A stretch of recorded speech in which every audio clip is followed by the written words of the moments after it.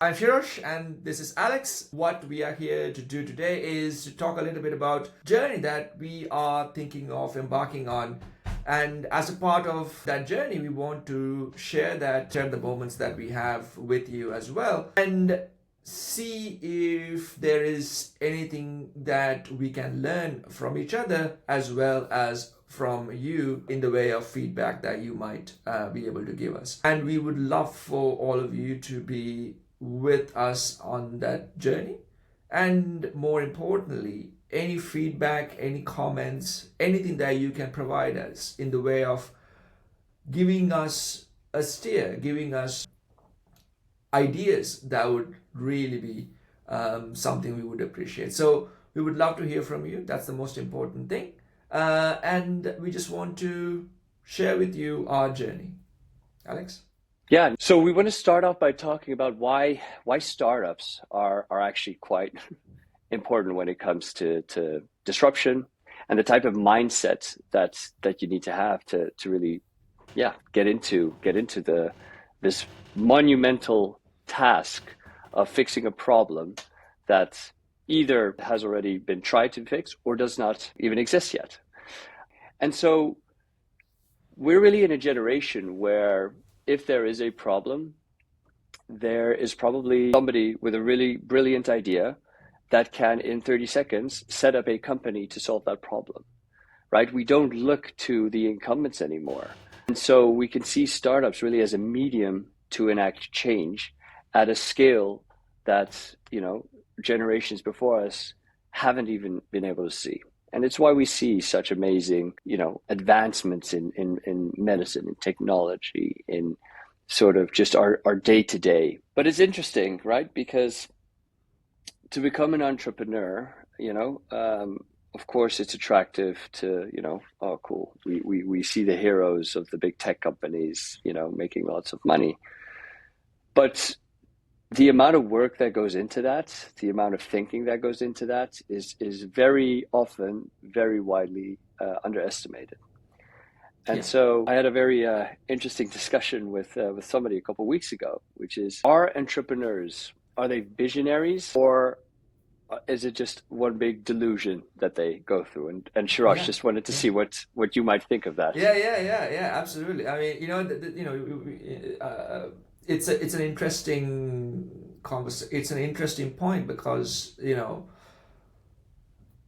the startup world is really about, like, even before we talk about startups, even before we talk about anything, anybody wanting to change the status quo, right? That's the really the motivation behind most people. And because they find something annoying, they find that things can be better, right? Now, so they might have this idea, a lot of people who came before us have tried to change things, but they failed. However, I can do better. I think I can do better where others have failed. Mm-hmm. Now, as you say, is that optimism? Is that delusion? Is that having some kind of naivety? Or is that being ignorant? Maybe there is a flavor or a bit of all of those things in entrepreneurs. However, I feel that it's a necessary characteristics, I feel, because without that, you would always be in your cave. You will be always in your comfort zone, right? So you need people with that mentality to go forward and see what's beyond the next hill, what's beyond that next ridge, but always understand the risks associated to it, but still venture out and see what's the next thing is, right? Yeah. And I feel like, yes, to answer your question, yes, I think it is a combination of most of those things. But at the same time, I feel that it depends, in my view, again, just my personal view, is that entrepreneurs, depending on where they are in the journey or where they are in maybe their experience, things might also be different, right? Hmm. What I mean by that is, imagine that you are in your 20s, early 20s, or maybe you know that's trying to do something very quickly, is something that you're very passionate about, brilliant, and you want to change something and you're going for it, perfect. You might not have had experiences in the corporate world or in doing in the existing businesses, but you're trying to do this. A lot of people, out of if 1,000 people embark on this journey, I feel a lot of people will maybe not make it to the end, just because there are a lot of challenges that will come your way that you would need to navigate. Mm. Whereas as you get more experience working in industry, working in wherever, you would start to see the existing processes. You would start to see how things are done in other places. You would start to get ideas. You would start to understand how things work and how to navigate those things. Then, when you try to do something different, as you have more experience, maybe you might be able to charter a better course, right? So you might still have the first motivation you had, where you think that you can do better, perfect. Yeah. But now you have this ability, or you have this experience already behind you that can Yeah. propel you forward. Yeah. Now, Yeah. I think it's all about experience and where you are. But yes, to answer your original question, it's absolutely about, I think, optimism, delusion, and also know-how, all of that combining Yeah. to say, hey, I can do Experience. better. Yeah. Yeah, because it's interesting because Jensen Hung, he at some point there was a very interesting talk where he mentions that people think that you will succeed or have an edge if you're passionate about the problem that you're trying to solve. And while that is an element, passion doesn't necessarily mean, or is not necessarily associated to happiness along the whole journey, right? If you're trying to build something amazing or great, that's not easy to do. And, Yeah. if something's not easy to do, you might not have great times. So passion is, and again, this is Jensen Hung saying this, passion is having bad days, but still loving the company as a whole. And I think a lot of early entrepreneurs, that have this dream, that have this vision, they believe that the best jobs are the ones that bring happiness all the time. And I don't think that's the case. I think you need to have a certain sense of rigor, of determination, of being able to deal with failure and embracing that as you go Yeah. along. Because you're not managing your own expectations on a journey that is, you think you see the peak and then you pass it, and then there's an even higher peak, and then there's another challenge Yeah. and Yeah. another setback. You got to be able to handle those punches in the gut and get back Yeah. up again. Absolutely. Absolutely. And so we talked about what might be the motivation, and with that motivation, as you said, you need this extra edge of dealing with failure, right? So Mm. motivation is good. Then you need that. I feel you need that ability to deal with failure, but failure is going to happen regardless, right? You're going to have failure is something that you define. Mm. Now, you might fail depending on different situations. So if you were to look at any kind of project, right? So forget about startups, any kind of project that you want to do, and you want to start that project, what's the most important things to define? Well, two most important things, in my view, to define is what is the objective that you want to achieve, of course, but then at the same time, a tandem to in the opposite side of that would be what defines success. Mm. How do you know you've succeeded, or how do you know you've failed, really? Because if you haven't defined those things, you can either continue to bang your head against a rock and you're not really going anywhere, but because you're so stubborn, because you have this unbelievable amount of drive that you're really trying to go, but that is still not the right way to move forward, or you just think that you failed, but you actually haven't failed, right? So it could be either. So it's important to define those two things always wherever you're starting, right? For us, it's always in our case, we've really thought about thinking, for every step that we want to take, we've kind of decided, at least for the moment, we put something down to say, okay, this is what success means, and this is something that we want to achieve. And if we don't achieve that, what is the next step for that, right? So it's an important thing. Obviously, our listeners might have different ideas about that point, but absolutely, failure is something critical to accept and make sure that you have that ability to move forward, but not to be too so attached so that you feel like you failed and that's it. It's not. It's never that. It's always you failed because of something. What is the learning from that? Immediately, how can we get back into it, but now redefine where you want to go and move forward from there. It's what we know, that it's good to fail, right?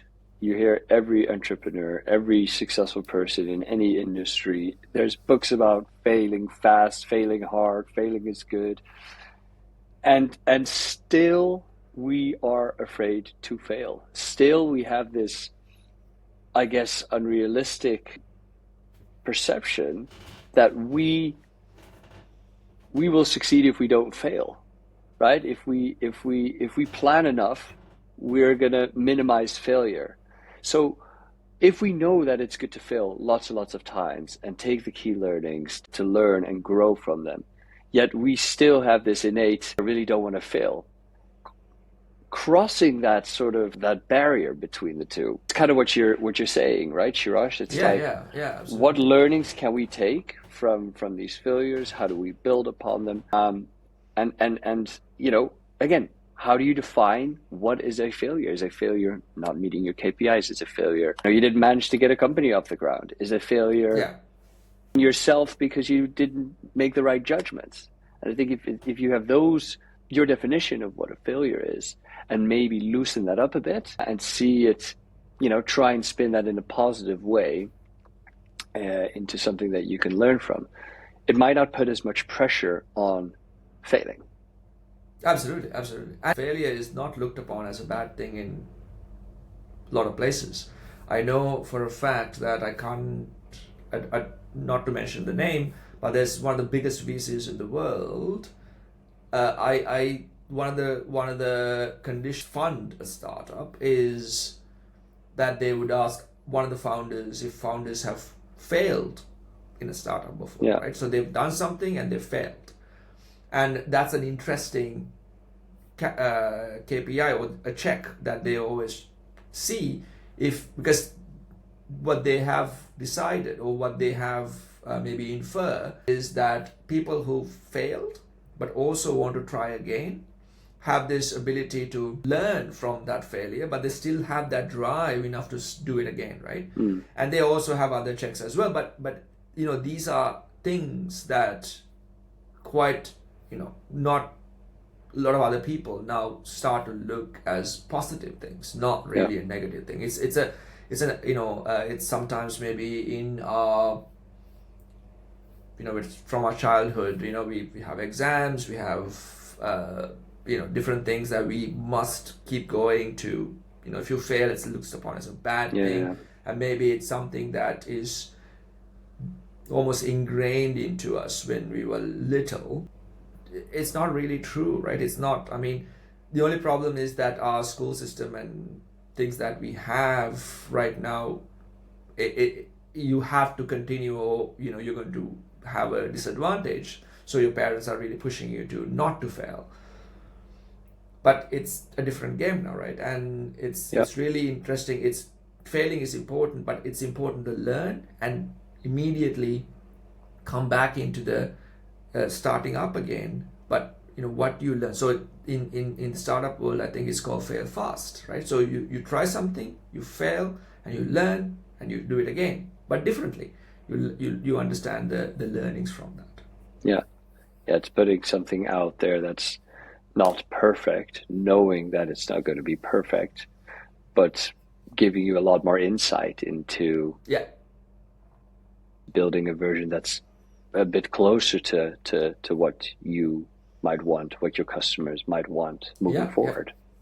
Yeah. And so we talked about the motivation and the ability to handle failure. And from that, there is important thing that I think it will be interesting thing to the next step is, so once you know how to handle failure, you also need to plan for it as well, right? Yeah. So what I mean by that is, so my background is in engineering, right? So all engineers are trained to look for failure, right? That's part of their job, because if things fail, there are a lot of things that, lives might be lost, a lot of economic damage, things that are not good can happen. However, you can't say things will fail and therefore not do anything. That's just not helpful. What you need to do is how do you mitigate that failure? How do you mitigate certain things that could maybe go wrong? Because things are going to go wrong, will go wrong. It's just life. Yeah. And so in order to mitigate that, you can put in processes in place. And those processes are there to make sure that if things are going to go wrong, either you detect them quickly, or if they do go wrong, can you stand up quickly? This is resilience versus anti-fragility, which is like a very important topic. So handling that failure or mitigating for that failure is also important, right? So you can't just say, oh, this will fail anyway. There's nothing we can do. That's also not good, right? So you need to look at it from the other side as well. So this is the example that we were talking about some while back, which is about the two explorers. One explorer is revered, Shackleton, and the other explorer is almost not heard of, right? And everybody would, if you were to, his name is, I think, he's a Norwegian explorer. And what if everybody were to look at and ask who is your favorite explorer, a lot of people would say it's Shackleton.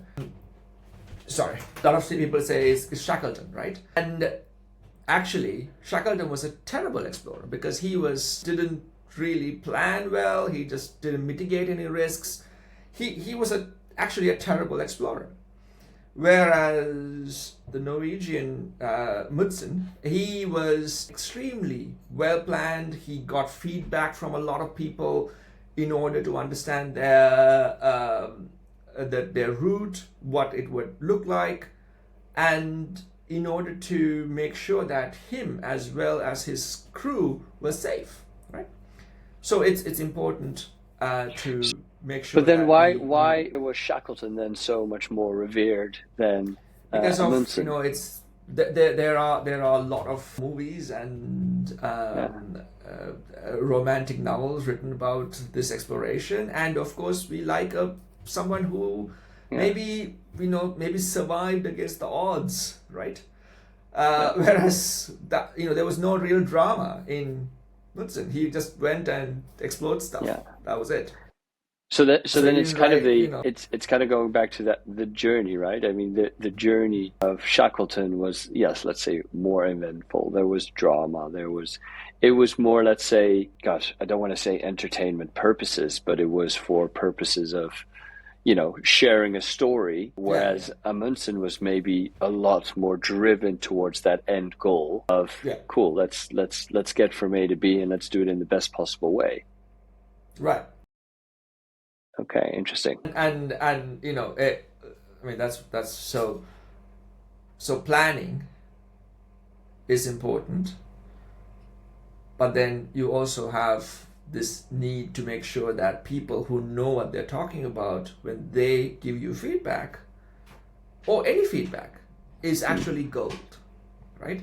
So motivation, ability to handle risk, and the making sure that you plan, but also learn from the feedback. Yeah. Right. Those are super important stuff, because Shackleton got feedback, or we were told that this was the intelligence that was available, but he did not really care. He took a a bloody piano to, I think, to one of his expeditions, right? So it makes no sense.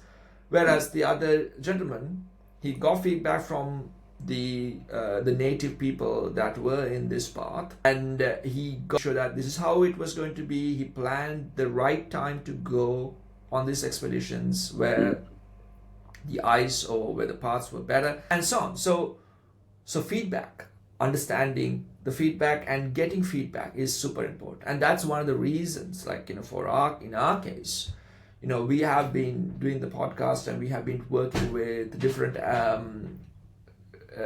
academics for the past year, and learning from what they have told us about why the academic publishing and academic research industry can be improved. What are the things that they find annoying? What are the things that they feel needs to change? And there is already a movement to change a lot of stuff there, because things have been going on for a long, long time. So it is time to change. But without really understanding the real pain points, and without really understanding the full picture, it's difficult to make those changes. Yeah. So you need that intelligence.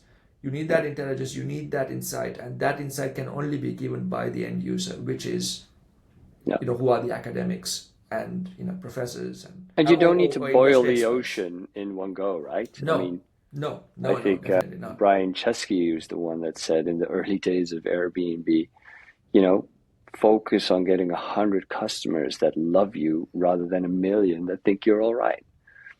Because it's those 100 customers that will really help you shape the product. It's those 100 people that will tell another 100 people about your company. And then they will tell another 100 people. And that way you create, such a valuable source of intelligence, of advocacy. Rather than trying to do everything in one go.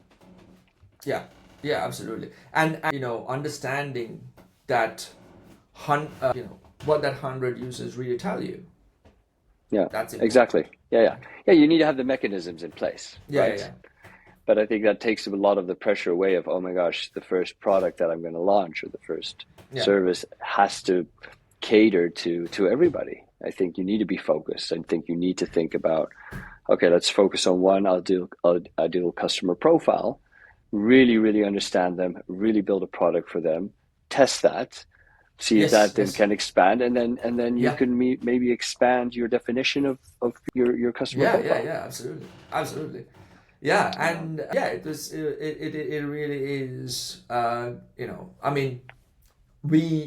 think we, from our previous experiences, I feel like we know what to look out for. Obviously not everything, but a lot of the stuff, just because of the projects that we've done and we failed and succeeded and so on. But it will be really interesting to get feedback from as many people as possible, right? Yeah, of course. Because our experiences is just one view of the world, but that is not enough. It's one data point. Well, 2 data points between us, right? We need a lot more, right, to get there. So yeah, absolutely. Yeah. I think we are coming up to the end of our time. So just to recap, so what did we learn today? We learned that it's important to have motivation. It's important to make sure that we expect to fail, but at the same time mitigate for failure. Making sure that we plan, and in order to plan, have as much feedback as possible, and get as many people who really truly love the product, because they would become almost your co-creators in your product, rather than people who just it's not really about the number of users. It's about people who really love the product, who's willing to put in the time and effort to give feedback and really help you make it into a product that is worthwhile. Great. Awesome. Well, always a pleasure, Shiraj. Absolutely, it's always a pleasure to talk to you, Alex. Of course, But I mean, I'll talk to you, in the afternoon anyway. But speak to you later. And but thank you so very much for everyone who is hopefully listening. And we hope that it was a worthwhile conversation. And I hope you can give us feedback as well for anything that we can discuss, any topics that you think that will be worthwhile to talk about. Please let us know. And thank you so very much.